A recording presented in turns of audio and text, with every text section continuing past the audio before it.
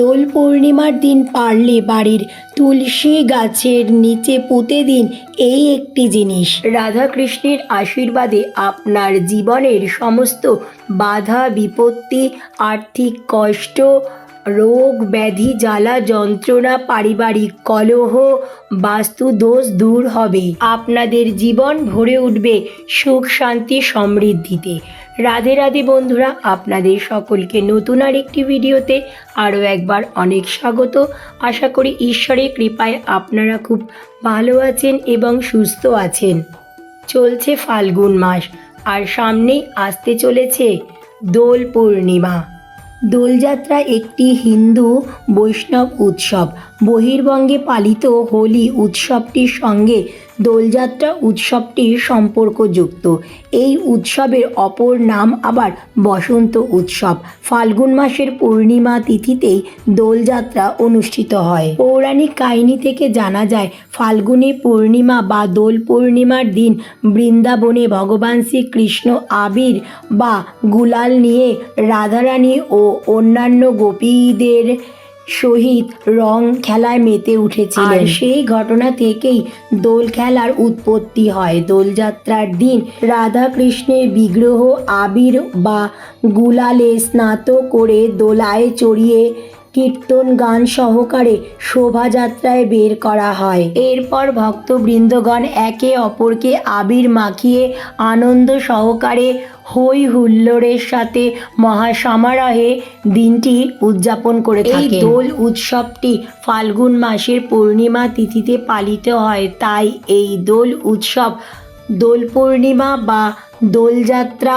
আবার এই ফাল্গুন মাস থেকেই বসন্ত ঋতুর সূচনা হয়, তাই এই উৎসব আবার বসন্ত উৎসব নামেও পরিচিত। এই দোল পূর্ণিমার পবিত্র তিথিতেই চৈতন্য মহাপ্রভু জন্মগ্রহণ করেন, অর্থাৎ এই ধরাধামে আবির্ভূত হন, তাই এই পূর্ণিমাকে আবার গৌর পূর্ণিমাও বলা হয়। মূলত এই দোলযাত্রা উৎসবটি রাধা কৃষ্ণের শাশ্বত ও ঐশ্বরিক প্রেমকে উদযাপন করেই পালিত হয়। জ্যোতিষ ও বাস্তুশাস্ত্রে পূর্ণিমা তিথিতে তুলসী গাছের বিশেষ কয়েকটি উপায় বিধির কথা উল্লেখ রয়েছে। পূর্ণিমা তিথিতে তুলসী গাছের এই বিশেষ উপায়টি করতে পারলে মা লক্ষ্মী আপনাদের উপর অত্যন্ত প্রসন্ন হবেন। তার সাথে সদয় হবেন ভগবান কুবের। অর্থ আগমনের নতুন নতুন পথ তৈরি হবে, অর্থাৎ আপনার সংসার সুখ শান্তি অর্থ সৌভাগ্যে ভরে উঠবে, দূর হবে বাস্তু দোষ। দোল পূর্ণিমা তিথিতে সঠিক নিয়ম বিধি মেনে তুলসী গাছের এই উপায় আপনারা কিভাবে করবেন আর কি কি সতর্কতা অবলম্বন করবেন,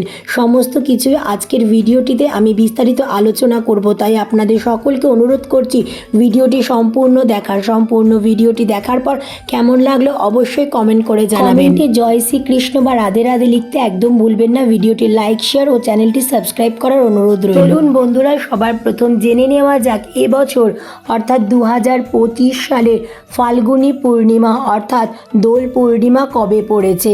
ইংরাজি 14ই মার্চ অর্থাৎ শুক্রবার দিন পড়েছে এবছরের দোল পূর্ণিমা উৎসব। পূর্ণিমা তিথি শুরু হচ্ছে ইংরাজির 13ই মার্চ 2025, বাংলার 28শে ফাল্গুন বৃহস্পতিবার সকাল 10:22 থেকে এবং পূর্ণিমা তিথি সমাপ্ত হবে ইংরাজির 14ই মার্চ 2025, বাংলার 29শে ফাল্গুন শুক্রবার সকাল 11:34। 13ই মার্চ পূর্ণিমা তিথি লাগলেও কিন্তু উদয়া তিথি অনুযায়ী দোল পূর্ণিমা উৎসব পালিত হবে 14ই মার্চ অর্থাৎ শুক্রবার। হোলিকা দহন বা ন্যাড়াপোড়া উৎসব পালিত হবে 13ই মার্চ 2025 বৃহস্পতিবার। হোলিকা দহন বা ন্যাড়াপোড়ার শুভ সময় হচ্ছে 13ই মার্চ সন্ধ্যে 7:15। দোল পূর্ণিমার এই পবিত্রতম দিনে সকাল সকাল স্নান সেরে শুদ্ধ বস্ত্র পরিধান করে যখন তুলসী গাছে জল নিবেদন করবেন, তখন তার সাথে অবশ্যই একটু কাঁচা দুধ নিবেদন করবে। শাস্ত্র অনুযায়ী পূর্ণিমা তিথিতে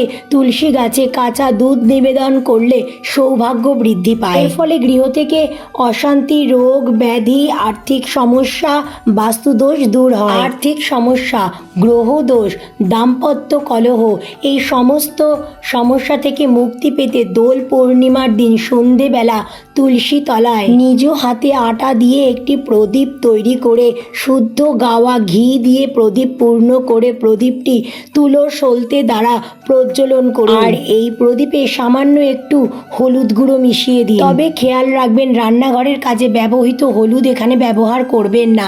বাজার থেকে নতুন হলুদ কিনে নিয়ে এসে সেই হলুদই কিন্তু ব্যবহার করবেন। দোল পূর্ণিমার দিন সন্ধেবেলা তুলসী মন্দিরের উত্তর দিকে মুখ করে তুলসী মাতাকে এই প্রদীপটি নিবেদন করুন। পরদিন সকালে এই আটার প্রদীপটি প্রবাহিত জলে ভাসিয়ে দেবেন বা কোনো গরুকে খাইয়ে দেবেন। এতে করে গ্রহ দোষ দূর হবে, সংসারের আর্থিক শ্রীবৃদ্ধি ঘটবে। দুঃখ, দারিদ্রতা, দুর্ভাগ্য পিছু না ছাড়লে দোল পূর্ণিমার দিন তুলসী গাছে একটু আখি গুড় নিবেদন করে ভগবান নারায়ণকে মনে মনে স্মরণ করুন। এর ফলে ঈশ্বরের কৃপায় আপনার জীবনের সমস্ত বাধা বিপত্তি দূর হয়ে খুব দ্রুত সফলতা আসবে। তুলসী মহারানী হলেন হরিপ্রিয়া।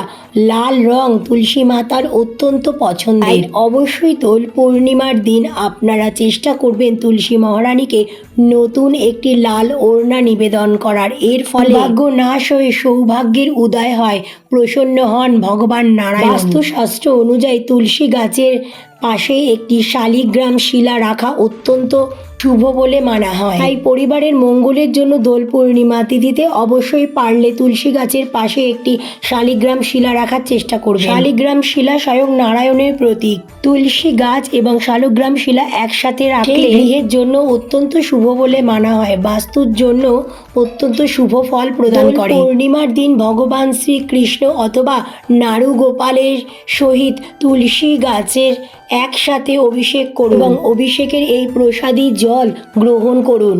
এর ফলে সারা বছর সুস্থ ও নিরোগ থাকতে পারবেন। দোল পূর্ণিমার দিন বাড়িতে তুলসী গাছ রোপণ করা অত্যন্ত শুভ বলে মানা হয়। তাই আপনারা অবশ্যই দোল পূর্ণিমার এই তিথিতে বাড়ির উত্তর পূর্ব দিকে একটি তুলসী গাছ রোপণ করার চেষ্টা করবেন। কারণ যেই গৃহে তুলসী থাকেন সেই গৃহে স্বয়ং নারায়ণ বাস করেন। সেই গৃহ ভরে ওঠে সুখ, শান্তি, সমৃদ্ধিতে।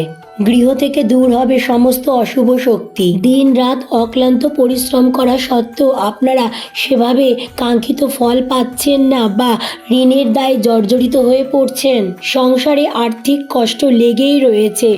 ভাগ্য সহায় না হলে একদম হতাশ হবেন না। দোল পূর্ণিমার এই পবিত্র তিথিতে মা লক্ষ্মী ও ভগবান নারায়ণের সামনে লাল একটি নতুন শালুকা পরে 11টি গোমতী চক্র, তাতে সিঁদুর ও হলুদের ফোঁটা দিয়ে নিবেদন করুন। শ্রী মহালক্ষ্মী নমঃ এই মন্ত্রটি 11 বার মনে মনে জপ করে প্রার্থনা করুন অর্থ সৌভাগ্যের জন্য।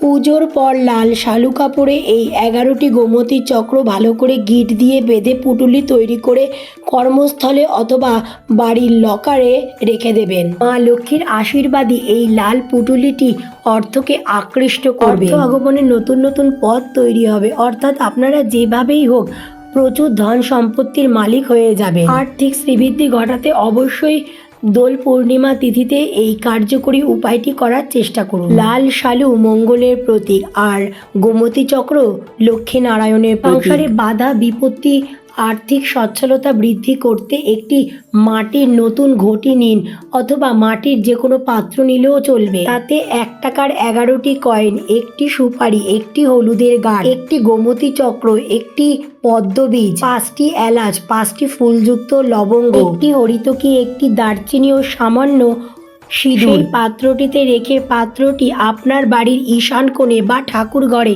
বা পবিত্র কোনো স্থানে নিরাপদে রেখে দেবেন। ঘরটি রাখার সময় মনস্কামনা জানিয়ে রাখবেন, তবে খেয়াল রাখবেন ঘরটির মুখ যেন খোলা থাকে, বন্ধ অবস্থায় ঘরটি রাখবেন না। দোল পূর্ণিমার তিথিতে এই কাজটি করতে পারলে দূর হবে আপনার জীবন থেকে নানান বাধা বিপত্তি, আর্থিক সমস্যা। কারণ এই ঘট আর ঘটে রাখা উপকরণগুলি অর্থকে আকৃষ্ট করবে। অর্থ আগমনের নতুন নতুন পথ তৈরি হবে।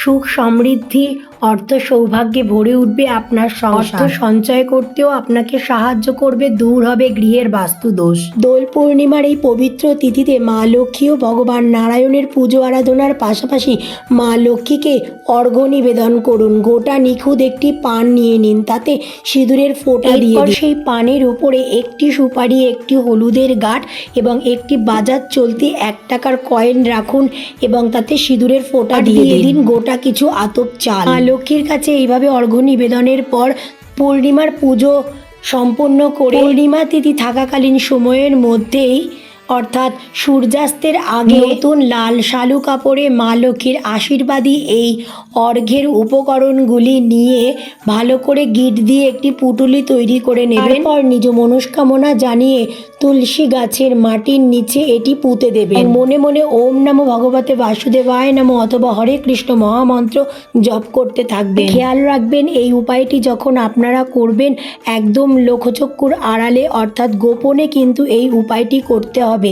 এর ফলে আপনার গৃহের সমস্ত বাস্তু দোষ বা নজর দোষ বা আপনার গৃহে কেউ যদি কোনো রকম ক্ষতি করে থাকে অথবা আপনার সংসারে নানা রকম বাধা বিপত্তি, রোগ ব্যাধি, পারিবারিক কলহ, আর্থিক সমস্যা সমস্ত কিছুই দূর হয়ে যাবে এই উপায়টির ফলে। দোল পূর্ণিমার দিন ভক্তি ও নিষ্ঠা সহকারে পুজো আরাধনার পাশাপাশি মনের বিশ্বাস নিয়ে সংশয় দূর করে সঠিক নিয়ম বিধি মেনে এই উপায় আপনারা অবলম্বন করে দেখুন।